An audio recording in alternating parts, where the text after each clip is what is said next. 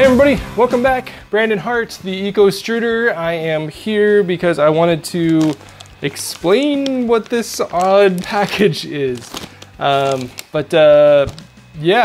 I basically backed a Kickstarter campaign a little while ago for a company called Reflow Filament.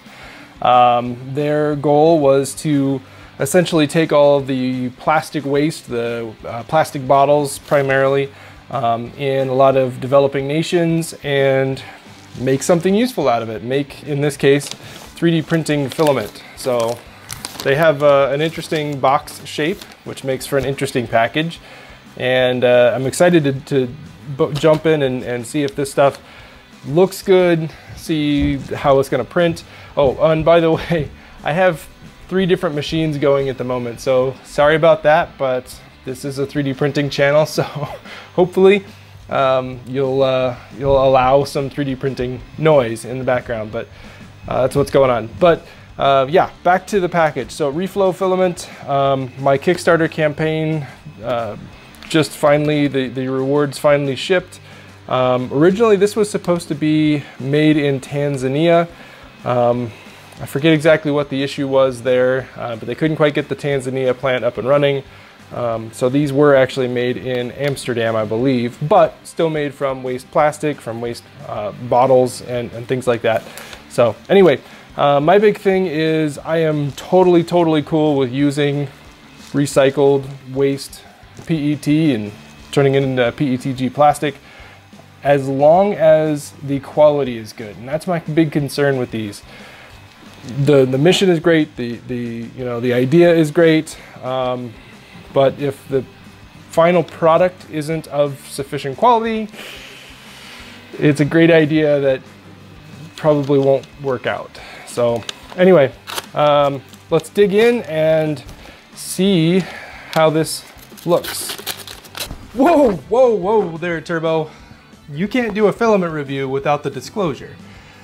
So yeah, I'm reviewing Reflow Filament. This is a recycled PETG. My opinions are my own, no money exchanged hands. I purchased this with my own money on Kickstarter. They didn't even know I was going to be doing a review.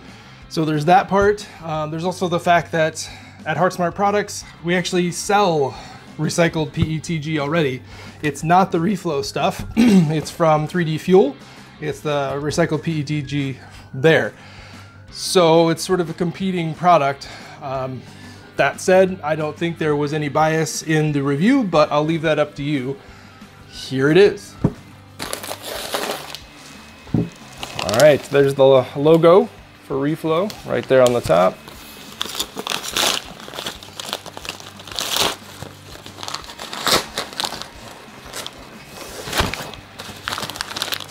Nice windows, so you can see what's inside.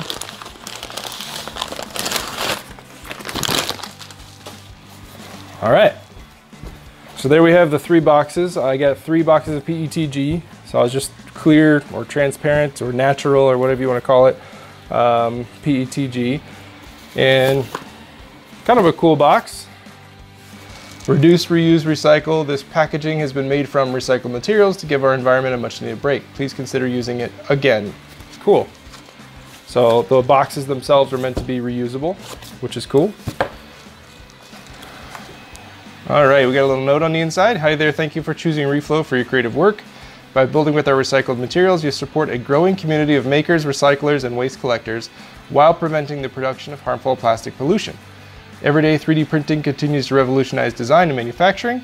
We are driven to ensure that the materials used are both sustainable and high-performing. That way we can create outstanding work together while impacting our planet positively. Drop us a line and show us the work you created, the Reflow team. Nice little note. Kind of emphasizes their message there of being environmentally friendly. What a cool design, huh? That is a cool design. They have one of their designers, one of their artists, create that design that goes on all the different spools. So that's nice. These are also cardboard spools. Sometimes cardboard spools are nice. Sometimes they're not. I've had some cardboard spools where they actually, as they roll, they basically wear down. They create fiber, which then gets onto the material and then gets into the hot end and it creates clogs and extruder jams and stuff like that, which is no good. But these seem pretty decent. So obviously a little bit more eco-friendly to have a cardboard spool than to have a plastic one. I've got so many different leftover plastic spools, it's ridiculous. So I appreciate that that won't be a problem here. It looks like each one has its own serial number too. This is number 3729204. I imagine that helps them track back to the location, the plant, maybe the source material that was used for each one of the spools. So if there's an issue, they kind of know where that issue started, where it came from, and how to potentially fix it. Well, I'm torn. Should I open it up? Of course I should. Yes, let's open it up. All right. I wasn't sure I was going to open it up because PETG does tend to absorb humidity from the air. And sure enough, there's our silica gel packet. Do not eat. I don't know why they need to put that on everything, but they do. All right, so first off, kind of a messy spool here, but I think it's most likely because the little hooked end right there that was supposed to catch back on these holes clearly came off. So I'll have to maybe unwind a bit. Yeah, there we go. Now we got the single strand. And then we wind it back up from that single strand. So I'll just put it through this one for now. Obviously the better idea, besides cardboard spools, would actually be the master spool, hashtag master spool. And you know, just have the ability to ship the refills and that everybody can put on their own spools. But a lot of times it's not necessarily the best idea for a brand new company who's just starting to come out with their stuff.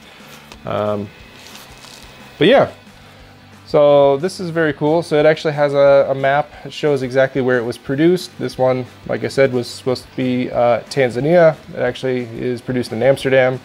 PETG 175 clear. Let's check if it actually is 175.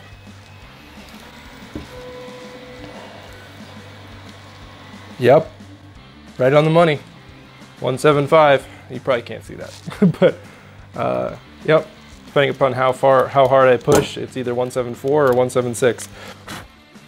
I am seeing some debris from what looks like, you know, paper from the spool itself getting into in between the strands of the filament here. So we'll just need to make sure that when I feed it into the machine that it goes through a dust collection or dust filter, basically a piece of foam. It'll just kind of wipe it down as it goes through. But it is nice and clear. I was kind of expecting it to be a little bit, I don't know, a little bit muddy maybe because of the source material being that waste plastic. But no, this looks good. Yeah, lots of debris in it. There are some dark spots, but I can't tell whether those are imperfections or contaminants in the filament itself, or if they are just the paper that's kind of sitting in between the strands. But yeah, this is looking good. This is nice and clear. I look forward to doing some first prints with this thing and see what they look like. Yeah, so I'm gonna jump forward in the future and show you what those prints look like right now. And we're back. So you just saw the unboxing, you saw kind of what the filament looks like, the packaging, all that kind of thing. You may notice a little bit of a wardrobe change and a little bit of a set change. So it's actually quite a bit later, a lot longer than I planned, but was keeping the printers busy and didn't have time to actually do as much testing as I wanted to. But I got most of a spool completed. I've actually got more printing right now. Actually doing the 3D printing nerd bauble thing from Siemens in PETG. So I'll put that on social media. You can watch for that. But I did have some other prints that I did. This was actually the very first one. This is a very cool little handle for the wrench that you use to tighten specifically E3D nozzles, and came out great. Honestly, no real complaints about it. It's not perfect, but it looks pretty good, especially for being the very first print. So then I wanted to do some more things. So I went a little bit bigger and did this little guy here. So this is, I think it's called a hyperboloid gear mechanism. But first of all, I mean, it is so smooth. It works so well. This is a really, really cool showpiece. But, you know, I love this mechanism too. This is really, really cool model. As usual, any of the models that I'm doing that I haven't created myself will be linked down in the description, potentially down here in the lower third as well. But check this thing out. I mean, the color is amazing. It is a pure white, sort of a clear white. There is no yellowing. There is no... I thought this stuff might be a little bit dirty, you know, because of the source material, but it has been thoroughly cleaned and I don't know, maybe bleached or something too, because it looks super, super clear. So very, very happy with how that came out. And then I decided I needed to print something on my Big 60, the Modix Big 60 3D printer. So I went a little bit bigger, and I don't know if you've noticed, but I kind of collect different badges from different trade shows I go to. And actually right behind me is a big mess.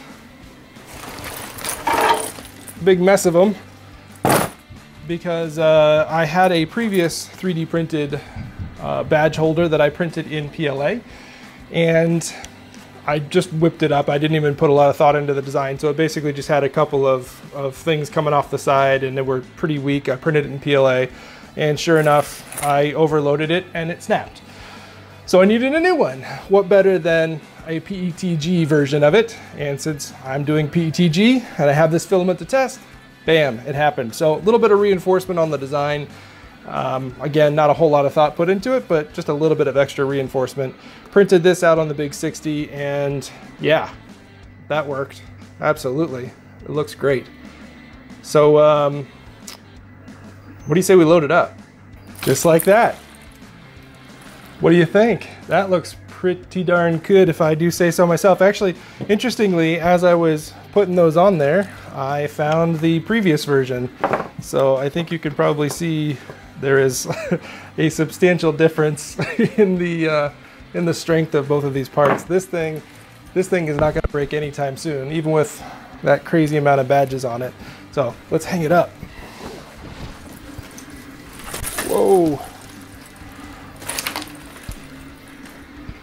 Beautiful. All right. So yeah, pretty happy with that. No delamination, really good layer adhesion, very clean print.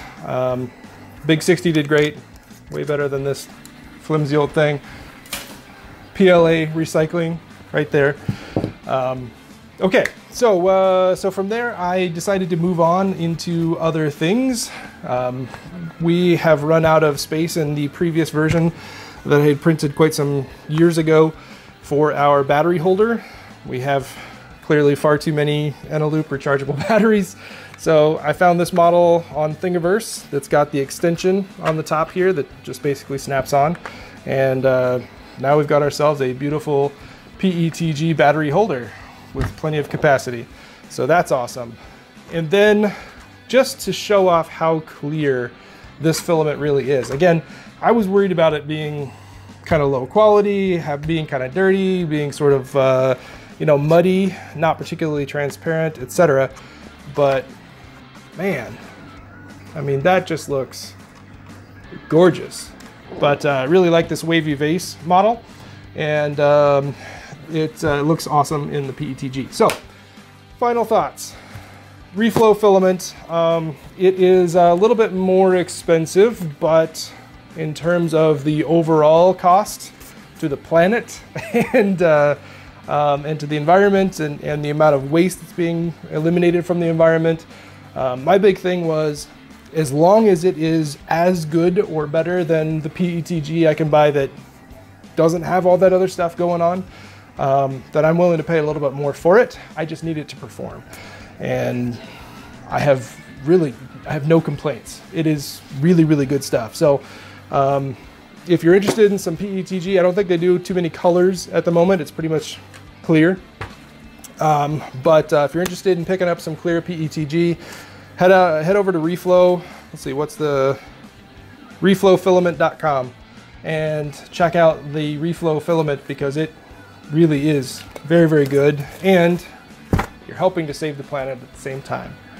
So with that, I'm going to wrap this video up. Really not a whole lot to say, except it's really good stuff and you should check it out. This is Brandon Hart, the Eco Extruder, signing off. Check us out on social media. I'll put all the stuff in the end part of the video here. And like and subscribe to the videos here. We're going to be doing more of these things. I've got an unboxing coming up shortly for the Kudo 3D Bean. Also doing a full flexible filaments roundup and comparison. All sorts of different cool flexible materials are on the market these days, so let's check them out and see how they perform and how they compare. Anyway, all of that's coming soon. But for now, thanks for watching, and I'll see you next time.